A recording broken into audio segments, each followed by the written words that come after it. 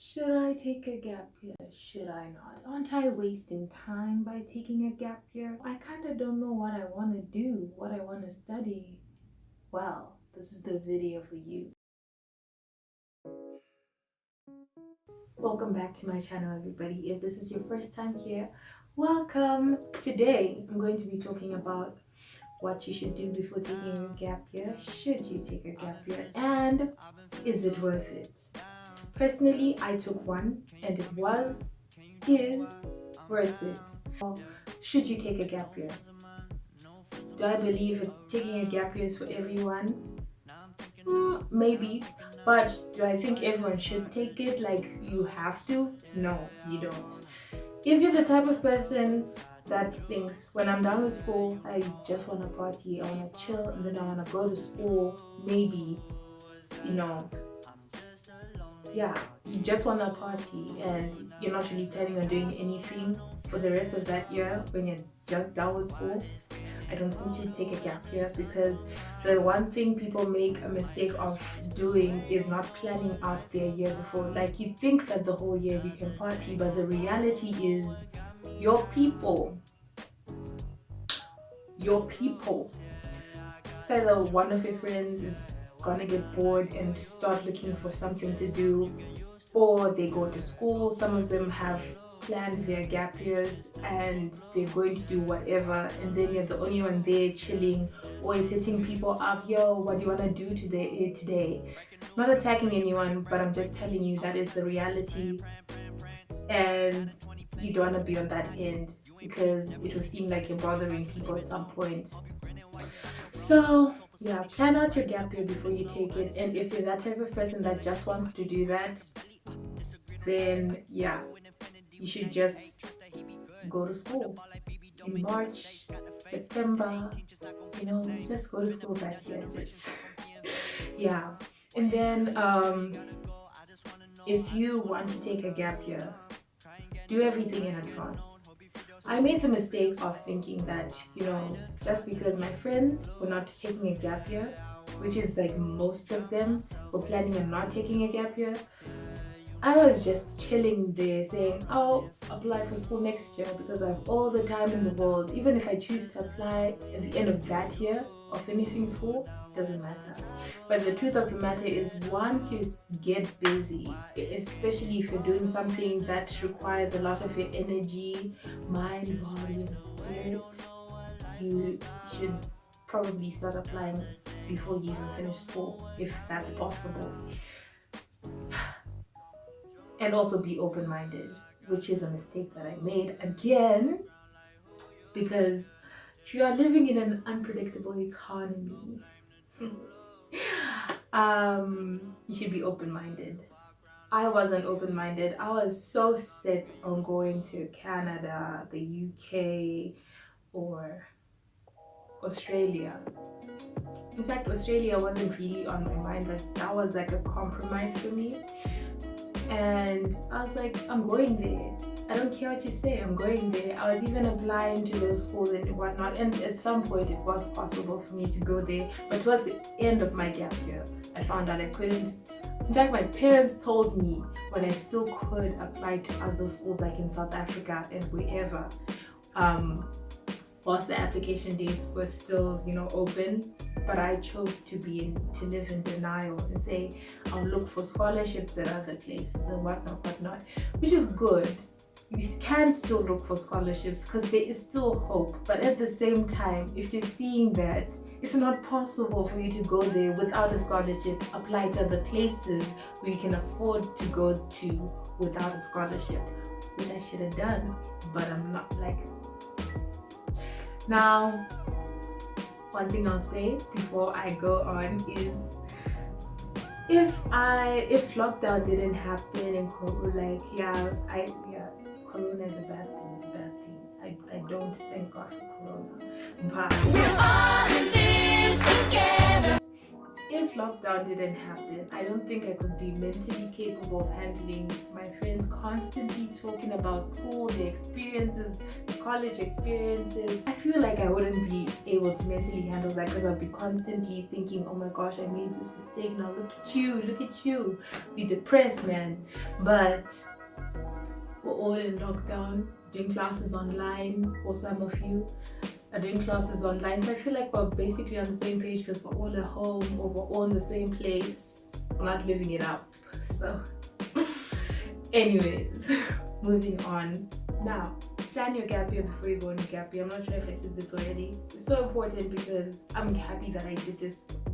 Because the time between I finished my exams and before graduating high school, that's when I was really like materializing my plans, writing things down, sending the application forms and all of that.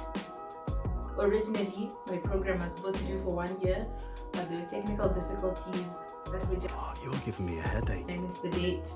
And the program had 2 intakes, so I ended up going in July, which was still great. I didn't regret it, but because I did that in advance, I was able to apply for an internship at a place that I really wanted to go to, and I got accepted, and I did that internship for 6 months. So I have 6 months of working experience that I did not regret. Then the other 6 months of the year, I had a very good experience with my gap year program, which I don't regret. And then I graduated with a qualification as an outdoor facilitator. Don't know if I'm going to use that, but the fact that I can say that makes me feel proud. So is it worth it taking a gap year? Yes, it is. Because you learn a lot of things about yourself. You see a new side to yourself that you never thought you had. Like, for instance, I didn't go to a boarding school. I went to a day school. I was always going back home to my parents, and yeah, I saw a side to myself that I never thought I had. Number 1, finances. Sure, coming from a country which things are ridiculously expensive, including jelly babies, saying that because I love them. When I got to SA, we're living in this small town, which it's actually kind of a poor town, so the prices there are like lower than other places in South Africa. So when I got to the tuck shop, I was like, yo, this stuff is cheap. Finding 1 liter of appetizer, which is just like 18 rand. I was buying one every day, plus lots of candy and everything. And before the end of the month, I was broke. And then I started noticing things that I didn't buy that were actually important that I needed to buy, which included water, because the water in that place was not nice. Like, we had filters, but it didn't taste nice. Another thing you can learn about you that I learned about myself is how I deal with meeting new people. Let's be honest, Zimbabwe is a very small country and I didn't go out a lot. I went out, but not a lot, so I didn't meet a lot of people. And the new people I met were through mutual friends, so I was kind of socially helped. And other people, it wasn't really a first time meeting experience. There were probably people that saw me at some point at church, school, wherever. You don't really get that fresh experience socially. So the first term, I was very social because I was trying to find my people. And I did find them. And once I found them, I was like, because being very social is a lot of work, to be honest, like talking to everybody. Like, I think there were about 50 of us, so yeah, that was a lot of work. And I did enjoy it, but it's not something to do every single day because I learned that I'm a very calm person. You see, I went to the same school from junior to high school, so everybody knew how I was. And when people know how you were, they can't really see you for who you truly are, who you've become in the present. So I wasn't a very calm person in school, and throughout my high school career, people were probably, I would assume, in fact, let me not assume, they did not think I was a calm person. Calm in terms of when people...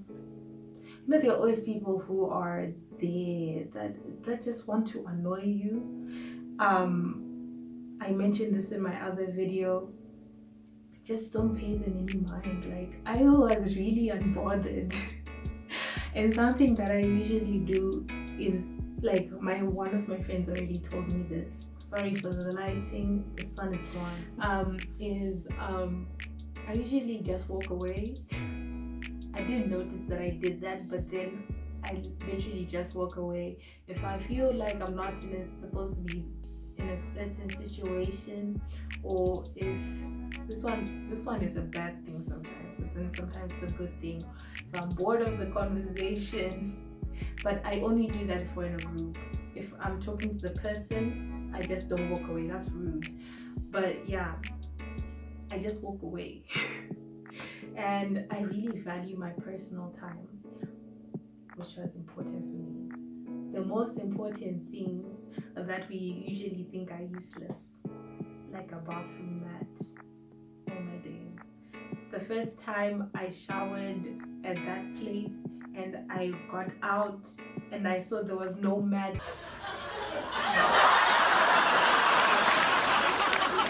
Oh my God! I cannot believe they don't have a bathroom mat in this place. But of course, you bring your own. After that day, I sent out my order for my bathroom mat. I got it and I was so grateful. Some people went for a whole year without a bathroom mat. I don't know how you did it. You know yourselves. If you're watching this video, you know yourselves. I gave you my bathroom mat because, like, when I got, like, the last term with my other roommates, like, just the three of us, we had like was it 3 or 2 mats? I forgot. So we were fine. We were sorted. So yeah, budgeting, socializing, personal time, and yeah. So I had so much fun. If you want a video about my gap year, let me know in the comment section. I'll probably pin a comment. You can comment there or put a thumbs up. If I don't put it, it's because I don't know how to put it. That's so sad. I'll figure it out. But if I happen not to put it, just let me know in the comment section. So thank you for watching this video. Don't forget to like, subscribe, and follow my Instagram. Can I tell you how to pronounce my Instagram handle? It's Christine Mutz, not Mats. Mutz, in terms of, like, short of my surname, Muteye Kwa. It bothers me when people say Christine Mats. No, it's Christine Mutz. Thank you. Don't forget to subscribe.